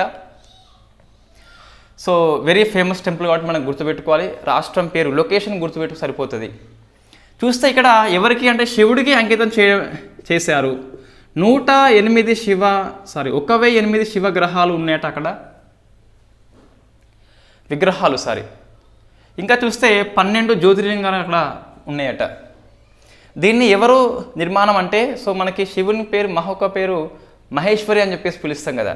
సో మహేశ్వర నంద గురూజీ అని చెప్పేసి దాన్ని ఆయన ఆధ్వర్యంలో నిర్మాణం చేస్తున్నాము. సో మహేశ్వర నంద అని చెప్పేసి చూసుకోవాలి. శివుడు అంటే మనకు మహేశ్వరుడే కాబట్టి ఈజీగా గుర్తుంటుంది.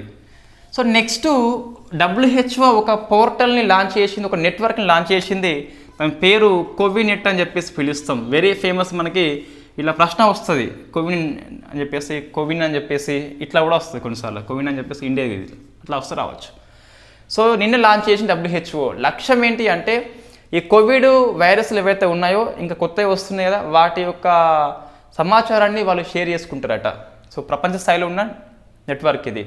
WHO యొక్క 6 ప్రాంతీయ ఆఫీసుల నుంచి మొత్తం మీద ఇన్ఫ్యాక్ట్ 21 కంట్రీస్ నుంచి మొత్తం WHO మనకి రీజనల్ అని చెప్పేసి ఒక 6 ప్రాంతాలుగా ప్రపంచం మొత్తం డివైడ్ అయిపోతుంది.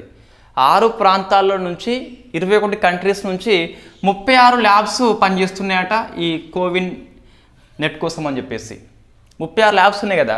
సో ఇండియా చూస్తే ఇలా 3 ల్యాబ్స్ అని చెప్పేసి ఉన్నాయి ఇండియాలో. ఆ 3 ల్యాబ్స్ మనం గుర్తుపెట్టుకోవాలన్నా ప్రశ్న తప్పనిసరిగా వస్తుంది. ఇటీవల WHO ఏర్పాటు చేసిన కోవిన్ నెట్వర్క్ లోపల ఇండియాలో ఉన్న ల్యాబ్స్ అని చెప్పేసి ప్రశ్న వస్తుంది. ఈ ప్రశ్న వచ్చిందంటే వాడు 4-5 ఇచ్చేసి లేని అని చెప్పేసి ప్రశ్న ఇస్తాడు. సో ఫస్ట్ చూస్తే మనకి CSIR యొక్క నీరీ సంస్థ అని చెప్పేసి ఉంటుంది. నేషనల్ ఎన్విరాన్మెంటల్ ఇంజనీరింగ్ రీసెర్చ్ అని చెప్పేసి మనకి ఇది నాగపూర్లో ఉంటుంది. సో నాగపూర్ అని చెప్పేసి చూసుకోవాలి. సెకండ్ చూస్తే మనకు ఇన్ఫ్యాక్ట్ ICMR యొక్క నేషనల్ ఇన్స్టిట్యూషన్ ఆఫ్ వైరాలజీ, ఇది పూణేలో ఉంటుంది. థర్డ్ది transnational health science and technology, ఇది ఫరీదాబాద్లో ఉంటుంది. ఫ్రమ్ హర్యానా అని చెప్పేసి పిలుస్తాం. So from Haryana. ఈ 3 కంపల్సరీ గుర్తుపెట్టుకోవాలి. నాగపూర్ అండ్ పూణే అండ్ ఫరీదాబాద్ అని చెప్పేసి నీరీ సంస్థ, NIV సంస్థ, సైన్స్ అండ్ టెక్నాలజీ అని చెప్పేసి transnational health science and technology అని చెప్పేసి ఉంటుంది. Transnational health science and technology institution from Faridabad అని చెప్పేసి ఉంటుంది. సో 3 ల్యాబ్స్ మనకి WHO ఆధ్వర్యంలో పనిచేస్తున్నాయి. కోవిడ్ విషయంలో కొత్త వైరస్ వచ్చినప్పుడు వాటికి ఇంటిమేట్ చేస్తాయి, షేర్ చేసుకుంటే DNA సమాచారం వచ్చేసి. ఇది మనకు కోవినెట్ అండి. నెక్స్ట్ బటర్ఫ్లై సికాడా అని చెప్పేసి, సికాడా జాతి butterfly very first time India లోపల మేఘాలయ లోపల మనము కనుగొన్నాం కాబట్టి వార్తల్లో ఉంది. నెక్స్ట్ డిసిషన్ సపోర్ట్ సిస్టమ్ అని చెప్పేసి, డిసిషన్ సపోర్ట్ సిస్టమ్ ఇది ఢిల్లీలో వాయు కాలుష్యాన్ని అంచనా వేస్తుంది. వింటర్ లోపల దీన్ని ఢిల్లీ ప్రభుత్వం స్టార్ట్ చేసింది, కొన్ని రోజులు ఖరాబ్ అయింది, మళ్ళీ తిరిగి స్టార్ట్ అయింది కాబట్టి మనకి వార్తల్లో వచ్చింది. సో ఏంటి డిసిషన్ ఢిల్లీలో వాయు కాలుష్యం కోసం అని చెప్పేసి పనిచేస్తుంది. దీన్ని ఇండియన్ ఇన్స్టిట్యూషన్ ఆఫ్ ట్రాపికల్ మెటీరియలాలజీ అని చెప్పేసి ఈ పూణేలో ఉంటుంది కదా, ఆ సంస్థ దీన్ని కండక్ట్ చేస్తుంది. సో వెరీ ఫేమస్ మనకి ఇది ఢిల్లీలో అని చెప్పేసి వాయు కాలుష్యాన్ని అంచనా వేస్తుంది. సంస్థ ఏంటి అంటే IITM అని చెప్పేసి పిలుస్తాం. నెక్స్ట్ సో థాయిలాండ్ ప్రభుత్వము సేమ్ సెక్స్ మ్యారేజ్ని లీగలైజ్ చేసింది. ఇన్ఫ్యాక్ట్ వాళ్ళ యొక్క నమోదు కోసం అని చెప్పేసి అనుమతిస్తుంది. సో సేమ్ సెక్స్ మ్యారేజ్ విషయంలో ఎవరు? థాయిలాండ్ అని చెప్పేసి. సో మనకు లాస్ట్ ఇయర్ కరెంట్ అఫైర్స్ నవంబర్లో చూస్తే Group 2 APPS ఫిల్మ్స్ బిట్ ఇది ఏది సౌత్ ఏషియా లోపల, దక్షిణ ఆసియా లోపల వెరీ ఫస్ట్ టైం అంటే నేపాల్ వస్తుంది. ఇది ఇక్కడ మనకు సౌత్ ఈస్ట్ ఏషియా అని చెప్పేసి పిలుస్తున్నాం. సో ఆగ్నేయ ఆసియా లోపల సేమ్ సెక్స్ మ్యారేజ్ని అనుమతించింది ఎవరు అంటే థాయిలాండ్. సో ఆగ్నేయ ఆసియా థాయిలాండ్ అయితే దక్షిణ ఆసియా నేపాల్ అని చెప్పేసి చూసుకోవాలి. ఇది నవంబర్ మాసం కరెంట్ అఫైర్స్. నెక్స్ట్ మరి ఏసియా లోపల ఫస్ట్ ఎవరంటే మనకు తైవాన్ వస్తుందండి. సో ఇది వార్తల్లో ఉంది. ప్రశ్న ఇదే రావచ్చు లేదా తైవాన్ రావచ్చు, కాబట్టి మనం 3 గుర్తుపెట్టుకోవాలి. మొత్తం ఏషియా చూస్తే తైవాన్ అని చెప్పేసి, సౌత్ ఏషియా నేపాల్ 23 నవంబర్ లోపల, సౌత్ ఈస్ట్ ఏషియా అంటే మన థాయిలాండ్ అని చెప్పేసి వస్తుంది. నెక్స్ట్ జోయి శ్రీ దాస్ అని చెప్పేసి ఫిక్కీ లేడీస్ సంస్థ యొక్క ప్రెసిడెంట్గా ఎన్నికైంది.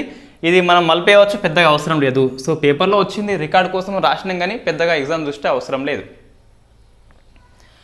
ఇది కూడా మహాన్ కూడా మనకి ఎగ్జామ్ దృష్టి అవసరం లేదండి. నెక్స్ట్ ఒక నివేదిక మన యొక్క సంతానోత్పత్తి రేటు తగ్గుతుందని చెప్పేసి లాన్సెట్ జనరల్ వాళ్ళు నివేదిక ఇవ్వడం జరిగింది. సో ఇది డెమోగ్రఫీ కిందికి వస్తుంది కాబట్టి ఎకనామీ వాళ్ళు కొంచెం రాసుకోవాలి. మనకి ABPSC లేదా TSPSC Group 2లో ప్రశ్న వస్తే రావచ్చు. కరెంట్ అఫైర్స్ దృష్టి అంతగానం అవసరం లేదు. సో లాన్సెట్ చూస్తే మనకి ఇన్ఫ్యాక్ట్ ఈ ఏది TFR మీద నివేదిక ఇచ్చింది. టోటల్ ఫెర్టిలిటీ అని చెప్పేసి పిలుస్తాం, సంతానోత్పత్తి రేటు అని చెప్పేసి పిలుస్తాం. ఒక మహిళ తన జీవిత కాలంలో ఎంతమంది పిల్లల్ని కంటో చెప్పేది TFR అని చెప్పేసి పిలుస్తున్నాం. TFR మనకి 2.1 ఉండాలి జనరల్గా, అప్పుడే మన తరం అనేది రీప్లేస్మెంట్ అవుతుంది. వాళ్ళు చచ్చి వాళ్ళు పుట్టాలి అంటే 2.1 ఉంటే సాధ్యమవుతుంది. TFR అంటే ఒక మహిళ అనేది తన లైఫ్ టైం మొత్తంలో ఎంతమంది పిల్లలకి భర్తీ చేస్తుందని చెప్పేసి దాన్ని టీఎఫ్ఆర్ అని చెప్పేసి పిలుస్తున్నాం. 2.1 ఉంటేనే మనకు రిప్లేస్మెంట్ అవుతుంది తరం అనేది. మన ఇండియా చూస్తే 2050 నాటికట సో 1.29 అంటే ఇది ఉల్టా వేస్తే అయిపోతుంది, తగ్గిపోతుంది. 50 నాటికి చూస్తే తగ్గిపోతుంది అంటే మనకి ఏమవుతుంది, సో వృద్ధ జనాభా ఎక్కువ అయిపోతుంది. కొత్త వాళ్ళు పుట్టరు కాబట్టి ఉన్నవాళ్ళు చచ్చిపోతారు, ఉన్నవాళ్ళు ముసలోళ్ళు అయిపోతారు కాబట్టి సో 60+ ఏజ్ ఉన్న వాళ్ళు చూస్తే 1/5 ఉంటారట. ప్రతి 5గురిలో ఒకరు 2050లో ముసలి వాళ్ళు అయిపోతారట. 60+ ఏజ్ ఉంటాయి. మనము ఇన్ఫ్యాక్ట్ 5గురిలో ఒకరు అని చెప్పేసి నివేదిక ఇచ్చింది. ఏమన్నది అంటే టీఎఫ్ఆర్ అనేది ఇండియా చూస్తే 1.29 అని చెప్పేసి ఉందట. 60+ ఏజ్ వాళ్ళు 1/5 ఉంటారట. సో ఇదేంటి మనం ఇన్ఫ్యాక్ట్ మనం యాడ్ చేస్తున్నాం, మనము డెమోగ్రఫీలో ఉంది కాబట్టి. ఒక తరం అనేది ఇన్ఫ్యాక్ట్ రీప్లేస్ కావాలి అంటే 2.1 ఉండాలి టీఎఫ్ఆర్ అనేది. సో లేదని చెప్పేసి లాన్సెట్ జనరల్ యొక్క నివేదిక పేర్కొంటుంది. నెక్స్ట్ ఎక్స్ట్రీమ్ హార్ట్ మీద so very first time global summit జరిగిందండి. సో ఎక్స్ట్రీమ్ హార్ట్ మనకి వార్తల్లో ఉంటుంది. 23rd ఇయర్ ఎక్స్ట్రీమ్ హార్ట్ అని చెప్పేసి మనం డిస్కస్ చేసినాం ఆల్రెడీ. 1.45 డిగ్రీ సెంటీగ్రేడ్ ఉష్ణోగ్రత పెరిగిపోయింది ప్రీ ఇండస్ట్రియల్ లెవెల్తో పోలిస్తే.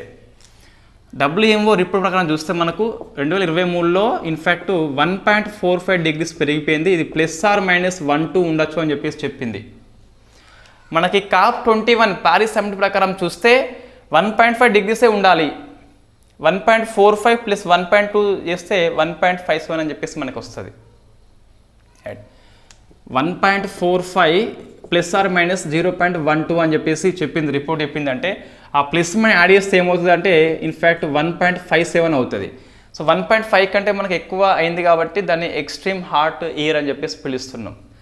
ఈ ఎక్స్ట్రీమ్ హార్ట్ మీద very first time global summit కాబట్టి మనం గుర్తుపెట్టుకోవాలి. వెన్యూ ఎక్కడ, it is the virtual mode అని చెప్పేసి చూసుకోవాలి. సో వర్చువల్ మోడ్లో మనకి ఇది జరిగింది కాబట్టి వెన్యూ మనకు ఉండదు. మరి ఎవరు కండక్ట్ చేశారని ప్రశ్న వస్తుంది. సో UNAID సంస్థ ఇటువంటి కంపల్సరీ వస్తాయి అనుకున్నప్పుడు కంపల్సరీ మనం బై హార్ట్ చేసేయాలి కొన్ని. So United nations agency international development సంస్థ అని చెప్పేసి ఇది దీంతోపాటు మనకి international federation of red cross and Crescent సంస్థ అని చెప్పేసి IFRC వాళ్ళు కండక్ట్ చేస్తారు. ఇప్పుడు ఇలా క్లాస్ చూస్తే మనకి ఈ ఓంకార ఆలయం అని చెప్పేసి, కాపర్ తయారీ ప్లాంట్ అని చెప్పేసి, ఎగ్జిట్ పోల్ అని చెప్పేసి ఇవన్నీ 3 ముఖ్యమైన ప్రశ్నలు ఇవాళ. ఇంకోటి ఇది WHO అని చెప్పేసి ఉంది కదా, ఇవి ఇంకోటి సేమ్ సెక్స్ అని చెప్పేసి ఉంది కదా. ఇవి 5 క్వశ్చన్స్ అని వెరీ ఫేమస్ కదా. ఇవి ఏం చేయాలి, మనము ఒకసారి చూడక రాయాలి కంపల్సరీ. ప్రశ్న తప్పనిసరిగా వస్తుందని చెప్పేసి అనుకున్నప్పుడు ఎక్కువ డెప్త్గా చూసుకోవాలి. అన్నిటిని పైన వదిలేసి అవి ఒకటి బాగా పట్టుకోవాలి. కరెంట్ అఫైర్స్ కోసం అయితే, GS కోసం అయితే ఇన్ఫ్యాక్ట్ పార్టీ ఫిరాయింపు ఫేమసే, ఆఫ్ పాస్ ఫేమసే రైట్. ఎక్స్ట్రీమ్ హార్ట్ని మనకి ఇన్ఫ్యాక్ట్ UNAID సంస్థ IFRC అని చెప్పేసి 2 కండక్ట్ చేస్తే వెరీ ఫస్ట్ టైం కాబట్టి ఎక్స్ట్రీమ్ హార్ట్ ఇయర్ ఇటీవల నమోదైంది కాబట్టి ఈ సమ్మిట్ వచ్చింది. సో కాబట్టి మనకి వార్తల్లో ఉంటుంది. సో ఇది మీరు ఆన్సర్ చేయండి. న్యూక్లియర్ ఎనర్జీ మీద ఫస్ట్ టైం గ్లోబల్ సమ్మిట్ని ఎవరు కండక్ట్ చేస్తున్నారు? వెరీ ఫేమస్ క్వశ్చన్ అది. Next federation of international hockey లోపల ఒక కమిటీ పనిచేస్తుంది. ఆ కమిటీలో మన ఇండియా సభ్యుడు ఉండు కాబట్టి very famous article. So federation of international hockey లోపల సో మన రవీంద్రన్ అని చెప్పేసి భారతదేశం యొక్క హాకీలో గోల్ఫ్ ప్లేయరు. ఈయనే ఈ హాకీ కమిటీ లోపల సభ్యుడిగా ఉన్నాడు. సో ఇతనితో పాటు చీలీ దేశం యొక్క క్రీడాకారిణి కెమేలా కారం అని చెప్పేసి పిలుస్తామట. సో గుర్తుపెట్టుకోవాలి కెమేలా కారము. ఎందుకు గుర్తుపెట్టుకోవాలి కంపల్సరీ అంటే ఇది ఇంటర్నేషనల్ హాకీ కాబట్టి, ఇండియా మెంబర్ కాబట్టి, ఆయనతో పాటు ఇంకొక అమ్మాయి ఉంది కాబట్టి మనం గుర్తుపెట్టుకోవాలి. సో రవీంద్రన్ అండ్ కెమేలా కారం ఫ్రమ్ చీలీ అని చెప్పేసి పిలుస్తాం. ఇది మనకు సో తెలంగాణ ఏపీ వాళ్ళకు ఉమ్మడిగా. తెలంగాణ కోసం చూస్తే గిట్ట మనకి సో సాయి సంపత్ అని చెప్పేసి వార్తల్లో ఉన్నాడు. సాయి సంపత్ ఈ human rights council Geneva summit లోపల ఇండియా తరపున హాజరై ప్రసంగించాడు. సో వాతావరణ మార్పులు, ఆహార భద్రత అని చెప్పేసి ప్రసంగ అంశము. సో ప్రసంగ అంశం ప్రశ్న వస్తుంది మనకి. So climate changes, food security అంశం మీద మన సాయి సంపత్ ఫ్రమ్ వికారాబాద్ డిస్టిక్ అని చెప్పి చూసుకోవాలి. ఇంకోటి ఈ టెలిఫోన్ ట్యాపింగ్ కేసు అని చెప్పేసి వార్తల్లో ఉంది. ఇది ఏబిపిఎస్ వాళ్ళకి కూడా కొంతవరకు పనికి వస్తుంది GS పాయింట్ ఆఫ్ వ్యూలో. సో ఇన్ఫ్యాక్ట్ మనకు ఇంకా ఇది కన్ఫర్మ్ కాలేదు కానీ నాంపల్లి కోర్టు కనుక అనుమతి ఇస్తే గిట్ట టెలిగ్రాఫ్ చట్టం కింద టెలిఫోన్ ట్యాపింగ్ విషయంలో ఫస్ట్ కేసు నమోదు చేసిన పోలీసులు తెలంగాణ పోలీసు అని చెప్పేసి రికార్డు సృష్టిస్తారు. ఇంకా కేసు మనం నమోదు కాలేదు పూర్తిగా. సో మనం ఇప్పుడు డిస్కస్ చేస్తున్నామంటే కొద్దిగా జిఎస్ పాయింట్ ఆఫ్ వ్యూలో మనకి ఎక్స్ప్రెస్లో ఆర్టికల్ వచ్చింది, వెలుగులో వచ్చింది, చాలా బాగా ఇచ్చింది వెలుగులో అయితే తెలుగు వాళ్ళకైతే. సో మనం ఇప్పుడు ఏం డిస్కస్ చేయాలంటే టెలిఫోన్ ట్యాపింగ్ ఎప్పుడు చేయవచ్చు, ఎవరు చేయవచ్చు, ఎవరు అనుమతి ఇవ్వాలి, అనుమతి అనంతరం ఎన్ని రోజులు అమల్లో ఉంటుంది, ఎవరు రివ్యూ చేయొచ్చు అని చెప్పేసి ఇన్ఫ్యాక్ట్ శిక్ష ఎంత అని చెప్పేసి చూసుకోవాలి. ఫస్ట్ టెలిఫోన్ ట్యాపింగ్ అంటే ఏంటి అంటే ఇన్ఫ్యాక్ట్ అది అందరికీ తెలిసిందే. మనకు టెలిఫోన్లో ఆ వాయిస్ కాల్స్ కావచ్చు లేదా టెలిఫోన్ మొత్తం మీద వాళ్ళు ఇన్ఫ్యాక్ట్ ట్రాక్ చేస్తారు. మనం ఏం చేస్తున్నామో వాళ్ళు అది చూస్తారు, మనం ఏం వింటున్నామో అది వాళ్ళు వింటారు. సో మనకి టెలిఫోన్ ట్యాపింగ్ అని చెప్పేసి పిలుస్తాం. మనం వాస్తవం దీన్ని ఇజ్రాయెల్ అని చెప్పేసి పెగాసస్ కేసు దగ్గర డిస్కస్ చేసి ఉన్నాం మనం ఆల్రెడీ. సరే, ఎప్పుడు మనం ట్యాపింగ్ చేయొచ్చు అంటే సో ఇన్ఫ్యాక్ట్ ఆర్టికల్ నెంబర్ 21 ఒకటి ఉంటుంది మనకు. So right to life and personal Liberty అని చెప్పేసి ఉంటుంది. మనం పాలిటీ అని చెప్పేసి ఒక ప్లేలిస్ట్ ఉంటుంది, అందులో మనం క్లాస్ చేసి ఉన్నాం 21 మీద. ఎవరు ఇన్ఫ్యాక్ట్ మన the person shall be deprived అని చెప్పేసి ఉంటుంది. ఎప్పుడు మనం దాన్ని అణిచివేయవచ్చు అంటే the person shall be deprived. So personal in fact liberty and right to live అని చెప్పేసి ఉంటుంది. జీవించే హక్కు, స్వేచ్ఛను మనము అణిచివేయవచ్చు. Expect the procedure established by law అని చెప్పేసి ఉంటుంది. సో మొత్తమే తెలుగులో చూస్తే చట్టం చేత ఒక పద్ధతి ఉంటుంది, ఆ పద్ధతి ప్రకారం మనము జీవించే హక్కుని కాల్ రాయవచ్చు అని చెప్పేసి ఆర్టికల్ నెంబర్ 21 చెప్తుంది.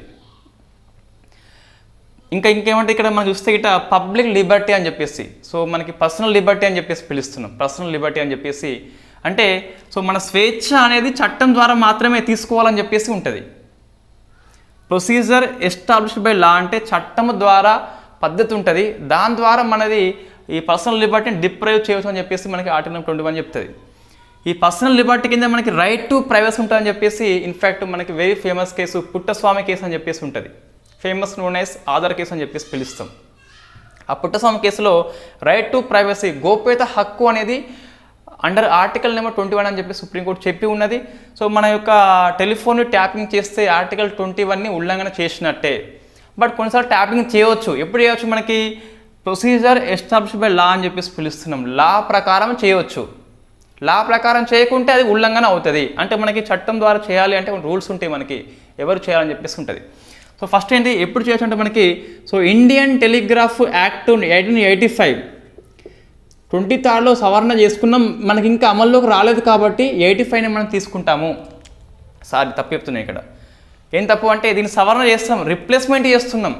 సో మనకు ఒక హస్బెండ్ డౌట్ కామెంట్ లోపల, సవరణ చేసినప్పుడు ఈ చట్టం ఎప్పుడు వచ్చిందో అప్పుడే నేమ్ ఉంటుంది. ఎప్పటికి కూడా నేషనల్ ఇన్వెస్టిగేషన్ ఏజెన్సీ 2008లో వచ్చింది. 19 సవరణ చేసుకుని దాన్ని పరిధి విస్తృతం చేసినాము. బట్ మనకు ఈ చట్టంలో మనకు 8 అని చెప్పేసి ఉంటుంది, 19 అని ఉండదు. సవరణ చేస్తే ఫస్ట్దే ఉంటుంది. రిప్లేస్మెంట్ చేస్తే మనకి ఇన్ఫ్యాక్ట్ ఇది వెళ్ళిపోయి అది వస్తుంది. ఇప్పుడు ఈ 1885 యొక్క టెలిగ్రాఫ్ యాక్ట్ మనం రిప్లేస్మెంట్ చేస్తున్నాం, రద్దు చేస్తే దీన్ని కొత్త తీసుకొస్తున్నాం. ఇంకా తీసుకురాలేదు, ఇంకా అమల్లోకి రాలేదు. అది 20 అని చెప్పేసి మనం అది గుర్తుపెట్టుకోవాలి. మనం ఇంతకుముందు డిస్కస్ చేసినాం టెలిగ్రాఫ్ యాక్ట్ 1885లో ఏమున్నది, 23లో ఏముందని చెప్పేసి. Right, okay. దీనిలో సెక్షన్ నెంబర్ 5 సబ్ క్లాస్ 2 అని చెప్పేసి ఉంటుంది. ఎప్పుడు అంటే పబ్లిక్ ఎమర్జెన్సీ కానీ, సో పబ్లిక్ ఎమర్జెన్సీ కానీ, పబ్లిక్ ఇంట్రెస్ట్ కానీ, సో ప్రజా అత్యవసర స్థితి కానీ, ప్రజా ప్రయోజనం కానీ, అప్పుడు మనము ఫోన్ ట్యాపింగ్ చేయొచ్చు అని చెప్పేసి ఉంటుంది. మరి అటువంటి ఏముంటాయి అంటే మనకు so sovereignty, security, integrity of India అని చెప్పేసి గుర్తుపెట్టుకోవాలి. ఒకటి ఫ్రెండ్లీ రిలేషన్స్ విత్ ఫారెన్, అంటే మనకు వేరే కంట్రీతోని ఫ్రెండ్లీ సంబంధాలు దెబ్బతినద్దని చెప్పేసి ఉంటుంది. ఇంకా పబ్లిక్ ఆర్డర్, శాంతి ఉండాలని చెప్పేసి ఉంటుంది. ఇన్సైట్మెంట్ ఆఫ్ అఫెన్స్ అని చెప్పేసి ఉంటుంది, నేరాన్ని ప్రోత్సాహం చేయొద్దని చెప్పేసి ఉంటుంది. సో వాటి కారణంగా మనము ఇన్ఫ్యాక్ట్ ట్యాపింగ్ చేయవచ్చు. Sovereignty, integrity, security, friendly foreign సంబంధాలు అని చెప్పేసి, ఇన్సైట్మెంట్ ఆఫ్ అఫెన్స్ అని చెప్పేసి, నెక్స్ట్ పబ్లిక్ ఆర్డర్ అని చెప్పేసి ఉంటుంది. సో వీటి కారణంగా మనము ఫోన్ ట్యాపింగ్ చేయవచ్చు. నెక్స్ట్ ఎవరు చేయవచ్చు అంటే ఇన్ఫ్యాక్ట్ స్టేట్లో అయితే పోలీస్ చేయవచ్చు. సో నేషనల్లో అయితే మనకి ఒక 10 సంస్థలు ఉంటాయండి. 10 మాత్రమే ఉంటాయి, 11 లేవు అంటే ఏంటి, మనకి 10 మాత్రమే చేయవచ్చు అన్నట్టు 10 పేరు గుర్తుపెట్టుకోవాలి. ఇది మనకి టీఎస్పీఎస్సీ ప్రీవియస్ ఇయర్ క్వశ్చన్ వచ్చింది ఇంతకుముందు. ఎస్, మనం 10 కంపల్సరీ గుర్తుపెట్టుకోవాలి. 10 ఏంటి అంటే ఇది యూపీఎస్సీ ప్రీవియస్ ఇయర్ ప్రశ్న వచ్చింది. సో 10 ఏంటి మనకంటే ఇన్ఫ్యాక్ట్ ఈజీగా మనకు తెలుస్తా, సిబిఐ వాళ్ళు చేయవచ్చు, ఈడీ వాళ్ళు చేయవచ్చు, ఎన్ఐఏ వాళ్ళు చేయవచ్చు. ఇవి 3 మనకి ఎప్పుడు వార్తల్లో ఉంటున్నాయి. నెక్స్ట్ తర్వాత ఐబీ వాళ్ళు చేయవచ్చు, రా వాళ్ళు చేయవచ్చు. ఇవి 5 అందరికీ తెలుస్తాయి. సిబిఐ, ఈడీ, ఎన్ఐఏ, ఐబీ, రా అని చెప్పేసి మనం వీటిని నిజంగా ఈ కరెంట్ అఫైర్స్ లోపల మనం ఈ పాలిటీ అని చెప్పేసి అన్నీ చెప్పేస్తున్నాం. ఈ 5 మనం డిస్కస్ చేస్తున్నాం వాస్తవంగా. ఐబీకి రాకి తేడా ఏంటని చెప్పేసి డిస్కస్ చేసినాం మనం. ఇంటెలిజెన్స్ బ్యూరో రా అని చెప్పేసి ఈ తేడా ఏంటి అని చెప్పేసి, ఎన్ఐఏకు ఈ ఈడీ, సిబిఐ అని చెప్పేసి అన్నీ డిస్కస్ చేసుకున్నాం ఆల్రెడీ మనం. ఈ 5 కాకుండా ఇంకా చూస్తే central board of direct tax అని చెప్పేసి ఉంటుంది, డైరెక్టర్ ఆఫ్ రెవెన్యూ డిఆర్ఏ అని చెప్పేసి ఉంటుంది. So director of revenue intelligence అని చెప్పేసి ఉంటుంది. Next director of signalling technology అని చెప్పేసి ఉంటుంది, డిఎస్టీ అని చెప్పేసి. మొత్తం అయిపోయినాయి 5+3 కదా, 8 కదా. ఇంకా నార్కో కంట్రోల్ బ్యూరో అని చెప్పేసి ఉంటుంది, ఎన్సీబీ అని చెప్పేసి ఉంటుంది. సో మనం ఇంకొకటి చూస్తే ఢిల్లీ పోలీస్ కమిషనర్ అని చెప్పేసి ఉంటుంది. సో ఢిల్లీ పోలీస్ కమిషనర్ అని చెప్పేసి ఉంటుంది. సో ఇవి 5 తెలుసు మనకు, ఇవి 5 గుర్తుపెట్టుకోవాలి. ఈ 10 సంస్థలు మాత్రమే నేషనల్ లెవెల్లో వాళ్ళు ట్యాపింగ్ చేయవచ్చు. సో ఇన్ఫ్యాక్ట్ ఎప్పుడు చేయవచ్చు అయిపోయింది, ఎవరు చేయవచ్చు అయిపోయింది. మరి ఎవరు అనుమతి ఇవ్వాలి అంటే, సో కేంద్రంలో కేంద్ర హోంశాఖ సెక్రటరీ ఇస్తే, రాష్ట్ర హోంశాఖ సెక్రటరీ ఇస్తారు. సో ఈజీగా మనకు అనుమతి అయిపోయింది. ఎంతకాలం బట్టి ట్యాపింగ్ చేయవచ్చు అంటే గరిష్టంగా మనకి ఫస్ట్ 2 months మాత్రమే చేయవచ్చు. దీన్ని 6 months వరకు గరిష్టంగా పొడిగించవచ్చు. 2 months ఫస్ట్ చేయవచ్చు, తర్వాత 6 months వరకు దాన్ని ఎక్స్టెండ్ చేయవచ్చు.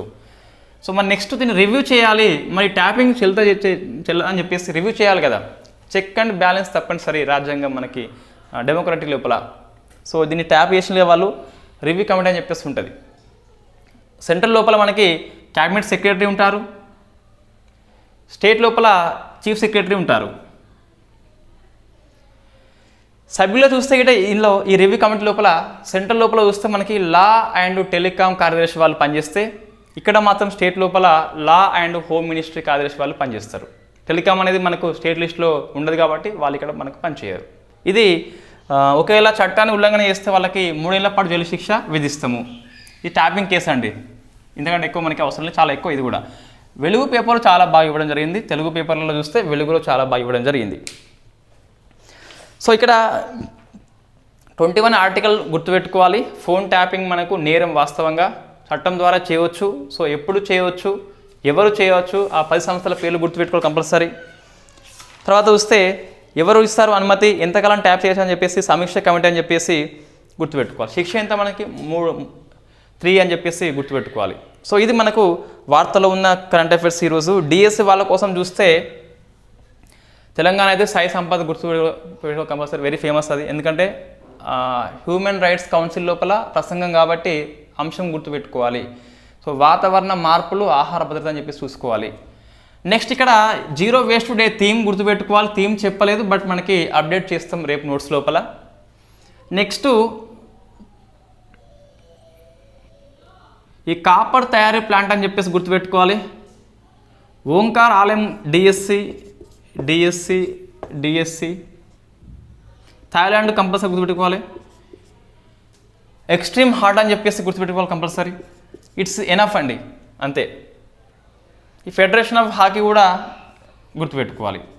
1, 2, 3, 4, 5, 6 అనేది కంపల్సరీ డిఎస్సి వాళ్ళ కోసం అయితే వెరీ ఫేమస్ ఆర్టికల్స్.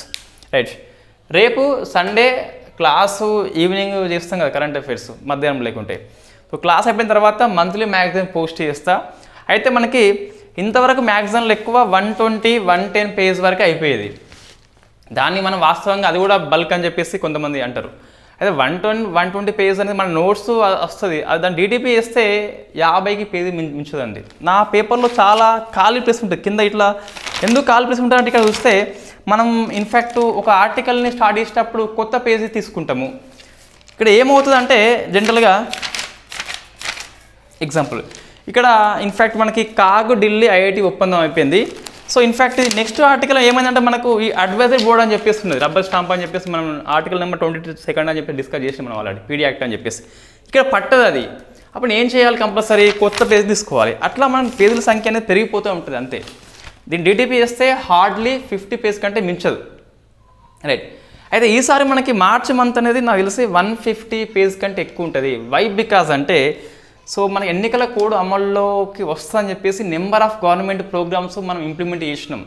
డిఫెన్స్లో కూడా నెంబర్ ఆఫ్ ఆయుధాలు కొత్తగా వచ్చినాయి.